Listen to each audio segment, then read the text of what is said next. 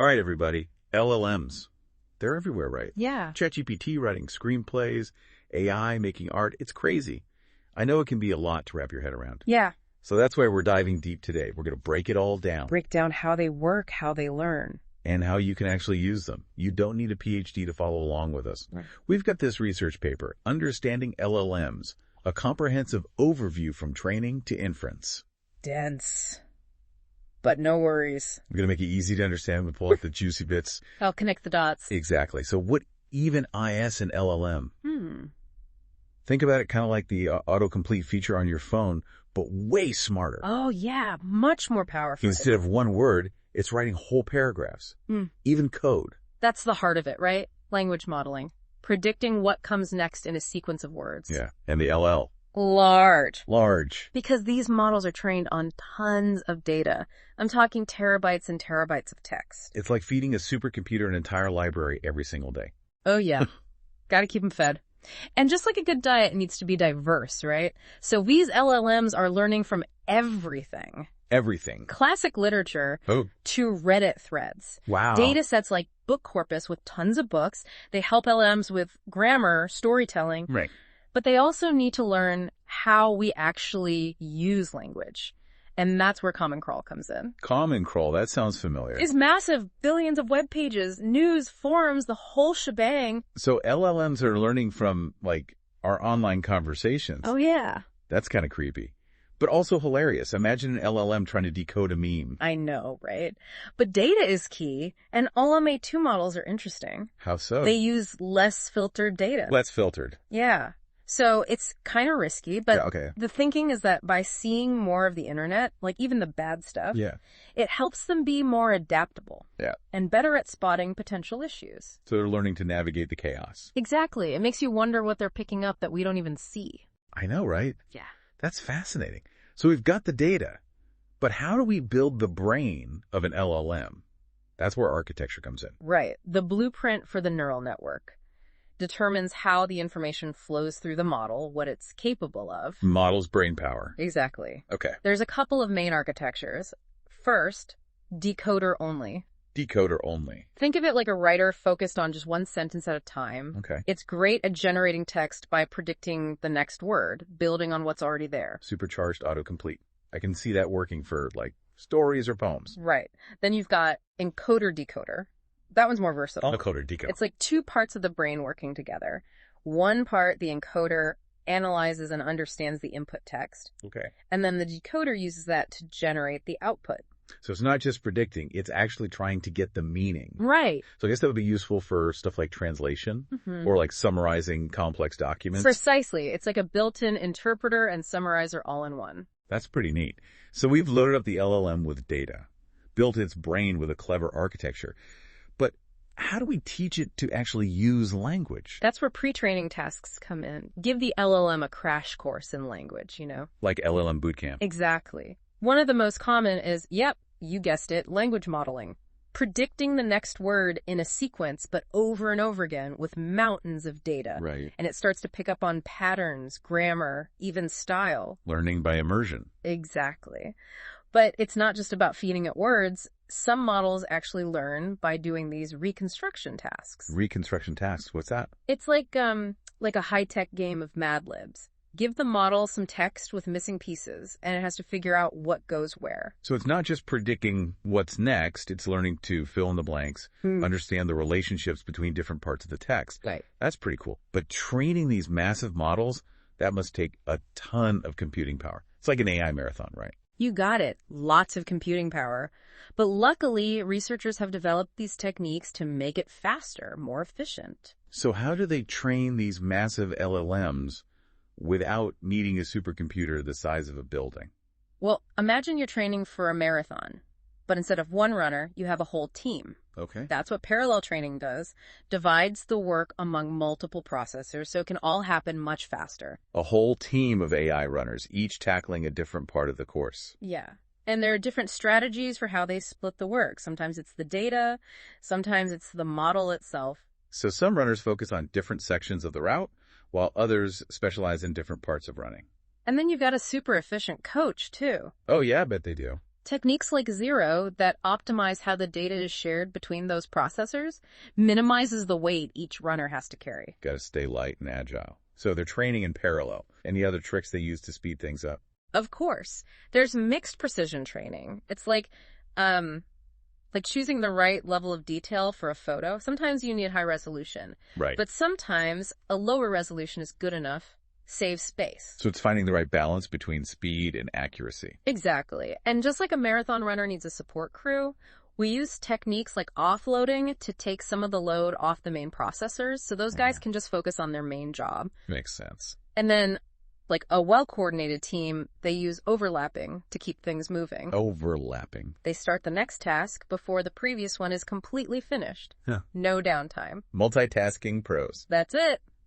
And of course, in a marathon, you want to save your progress, just in case. Yeah.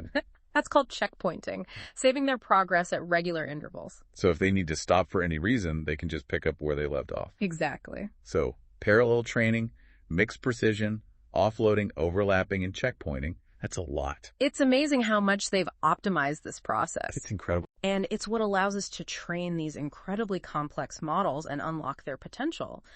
But this intense training, it's just the beginning. It's like giving the LLM a basic education in language. To really make it shine, we need to fine-tune. So pre-training is like laying the foundation, and fine-tuning is where we specialize. Tell me more about that in part 2. It's like taking that rough diamond and polishing it until it sparkles. Pre-training's like the foundation, the basic understanding. And fine-tuning is like sending our LLM to grad school. Yeah. But instead of a degree in literature, it's specializing in something like translation. Or creative writing. Exactly. That's how we get models that are amazing at, say, writing different creative text formats, translating languages, or even having conversations that sound totally natural. Like ChatGPT. ChatGPT, yeah. It can generate different creative text formats, like poems, codes, scripts, musical pieces, email, letters, you name it. Like a multi-talented artist. It's wild. But how do they learn to follow instructions? Is that part of fine-tuning too? You're talking about instruction tuning. It's instruction tuning, yeah. It's how we get those LLMs to really understand and respond to what we want them to do. It's like giving them a really specific recipe to follow. Yeah, like a recipe. Instruction tuning leads to models that are really good at following instructions, generating text that's not just accurate, but also relevant and engaging. So we've trained our LLM. It's this amazing language machine. But now what? How do we actually put it to work? That's where inference comes in. Mm-hmm. It's about using all that knowledge the LLM has learned to generate, useful outputs. Inference, it sounds kind of mysterious. Is it as complicated as it sounds? Well, it can be. Remember how we talked about LLMs being these massive models, billions of connections? Yeah, like giant brains. And running those efficiently, especially on devices that don't have a ton of resources, that can be a challenge. Like trying to fit a supercomputer in your pocket. That's it. That's why researchers have come up with ways to make inference more manageable. One is model compression. Model compression. Does that mean like shrinking the LLM somehow? You got it. It's like when you pack for a trip. You got to fit everything you need into a smaller suitcase. Right.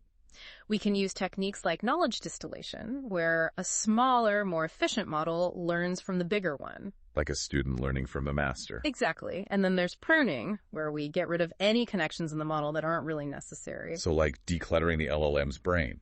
Exactly. And we can also use quantization to represent the model's parameters using less data. So it's like switching from a lossless audio file to a compressed one. You might lose a little bit of fidelity, but it takes up way less space. Yeah. And sometimes it's not just about size, but using the available space smarter, and that's where memory scheduling comes in. Memory scheduling, is that like organizing the LLM's thoughts? It's about optimizing how we store and retrieve the data during inference. So it's got what it needs when it needs it. Like a super efficient filing system. Exactly. But even with all that, running these models can still take a lot of power, right? Yeah. That's why parallelism is so important for inference, too. Wait, like the parallel training we talked about before? Yep. Instead of one processor doing all the work, we divide the task among multiple processors. So like a team of helpers, each taking on a different part of the job. You got it. And there are different types of parallelism for inference, too, like data parallelism, where they work on different chunks of the input data at the same time. Oh, wow. And tensor parallelism, where they divide up the model's calculations. So many ways to optimize this process. It's amazing. And there's more. There's pipeline parallelism, too, where different stages of the inference process are handled by different processors. It's like a well-oiled machine. But with all this talk about efficiency, what can we actually do with these LLMs? Like real-world problems, what can they solve? That's the exciting part. We're talking about a whole bunch of applications, only limited by our imagination and, the data. So anything involving language is fair game. Pretty much. LLMs can write different kinds of creative content, translate languages, summarize documents, answer your questions. It's really incredible. Like a Swiss Army knife for language. And they just keep getting better. So many new applications popping up all the time. I'm already blown away by what they can do. But I've heard that to get the best results from LLMs, you need to do something called prompt engineering. What is that exactly? It's about crafting the input, the prompt, in a way that helps the LLM give you the best output. It's like giving it clear instructions and context. You're the director, giving cues to get the best performance. Yeah. The way you phrase your prompt can really change how creative the output is. So it's not just about the LLM, it's about knowing how to talk to it. Right. But accessing these powerful LLMs, I bet that's expensive, right? Like, only big companies can afford that. Yeah, I imagine. Not necessarily. There are different ways to use them. Some people use open APIs, like the one from ChatGPT. You get easy access to powerful models, but you rely on their infrastructure. So like renting a supercomputer instead of buying one.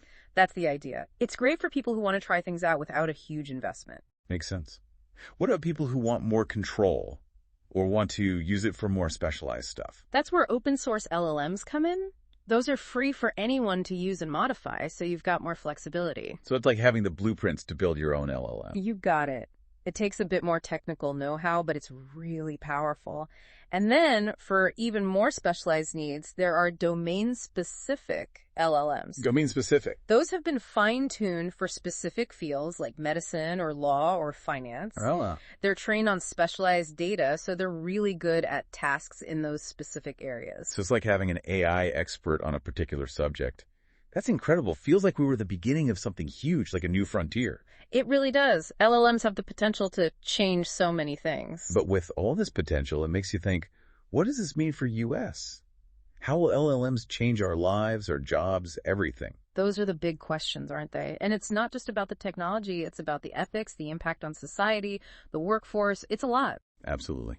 So as we wrap up part 2 of our deep dive, it feels like we've only just begun to explore what LLMs can do. What can our listeners look forward to in part 3? So in part 3, we got to zoom out a bit, look at the big picture. We've covered a lot of ground here. We have, from like the nitty-gritty details of how they work to all the amazing things they can do. It's been a journey, and it makes you realize this is still early days, right, for this whole LLM thing. Oh, absolutely. Still so much to learn, so much to discover. It's like we've just launched the rocket, and we're only starting to see how vast space really is. But as these models get even more powerful, more accessible, what does that mean for us? How will LLMs change our lives, our work, society even? Those are the big questions, yeah. And it's not just the tech itself, right? It's the ethics, the impact on society, the workforce. It's a lot to consider. Yeah. Feels like we're at this crossroads, Yeah. We need to figure out the path where LLMs are used for good. Right. Where they help us solve problems, not create new ones. Absolutely. And having these conversations is so important. Getting everyone involved. Making sure these models are used responsibly. We can't just leave it to the tech companies to figure this all out. Right way. This affects everyone. Yeah. So we need to be mindful of bias, protect data privacy, make sure these models are accessible to everyone. Right. Not just a select few. It's a huge responsibility, but it's also an incredible opportunity. If we approach this with care, LLMs could really change things for the better. I think so too. Think about it. A world where LLMs help break down language barriers, personalize education, speed up scientific discovery, even create whole new forms of art. It's hard to even imagine what that would look like. But that's what makes this so exciting, right? We're not just building machines, we're shaping the future. That's a big responsibility. Yeah. So as we wrap up our deep dive into the world of LLMs, we want to leave you with this thought. How are you going to use this knowledge? How will you help shape the future of AI? It's up to all of us. Keep learning, keep exploring, keep asking questions. The future of LLMs is still being written. Let's make sure it's a good one. Thanks for joining us, everybody. Until next time, keep diving deep.